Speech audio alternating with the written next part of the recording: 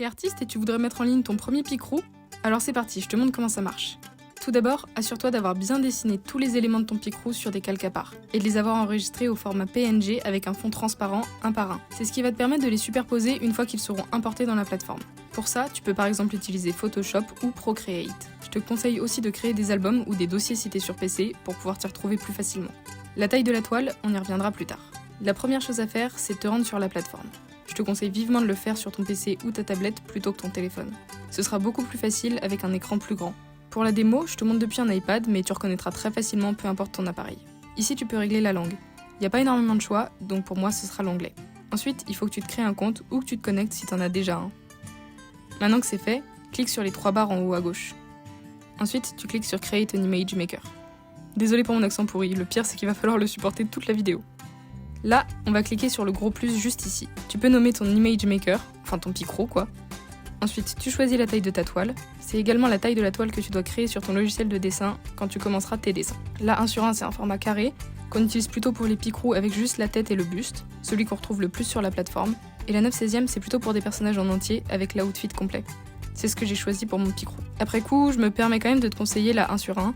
C'est moins de travail et pour un tout premier Picrou, c'est peut-être plus raisonnable. Après, je suis pas très bien placée pour te donner ce conseil. Là, t'as 2 choix. Celui qui nous intéresse, c'est le premier, Dress Up. C'est celui qui permettra aux gens de choisir les éléments qui composeront leur avatar. Ça y est. Bon, maintenant, on a créé l'image maker et on va le peaufiner. Clique ici sur Edit pour modifier les caractéristiques principales de ton Picrou. Tu peux en changer le nom, y ajouter une description.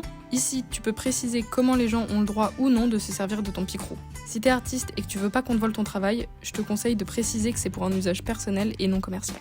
Si tu fais des personnages un peu olé olé, coche cette case, c'est une sorte de trigger warning. Là, tu peux ajouter une image d'un avatar possible pour donner envie aux gens de cliquer. C'est ce qui apparaît ici sur le site, donc forcément au format carré. Perso, j'ai fait du 1000 par 1000 pixels, format JPEG ou PNG seulement. Là, pas besoin de toucher, c'est ce que t'as choisi tout à l'heure. Ces 2 coches, c'est pour laisser ou non la possibilité de créer un avatar au hasard, sans faire de choix. Tu peux le laisser, en vrai, toi ça te change rien. La taille, t'as déjà choisi, mais tu peux toujours modifier avant de commencer si tu veux. Et ça, tu t'en occupes pas tant que t'as pas fini. Maintenant, tu fais save, et surtout, oublie pas de cliquer dessus à chaque fois que tu finis une étape si tu veux pas tout recommencer.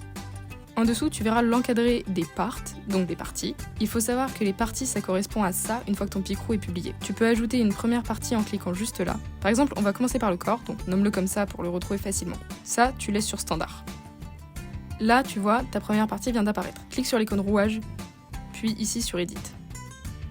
Là, tu peux ajouter une image, ce qui apparaîtra juste ici du coup. Du 1000 par 1000 pixels, ça convient très bien aussi. Les éléments dont je vous parle pas, c'est que vous pouvez les laisser tels quels sans y toucher.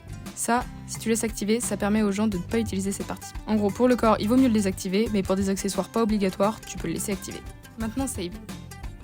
Ici, tu peux ajouter toutes les couleurs que tu as choisies pour ta partie. Là, pour la démo, j'ai pris ces 2 teintes de peau. Édite la première et rentre le code couleur en hexadécimal. Pour le retrouver, retourne sur ton application de dessin et sélectionne ta couleur. Pour Procreate, rends-toi ici, clique sur Valeur et tu le retrouveras juste là. Sinon, tu peux aussi sélectionner une couleur qui te semble proche comme ça. Répète pour toutes les couleurs et sauvegarde à chaque fois.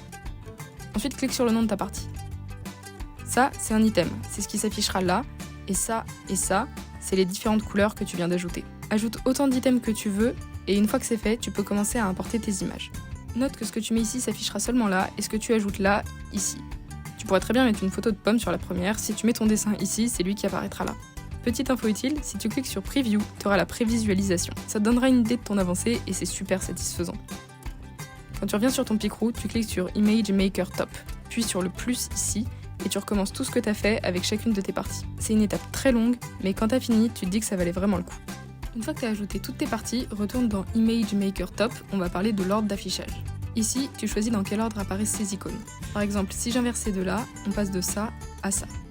Et ça, c'est l'ordre dans lequel se superposent tes différents éléments. Si je mets les yeux ici, on les verra plus parce qu'ils seront affichés sous le corps. C'est pratique comme fonction, surtout pour les cheveux. Tu peux aussi ajouter des règles en cliquant là. Celles-ci te permettent d'empêcher les joueurs d'utiliser 2 parties en même temps, par exemple les yeux et les oreilles.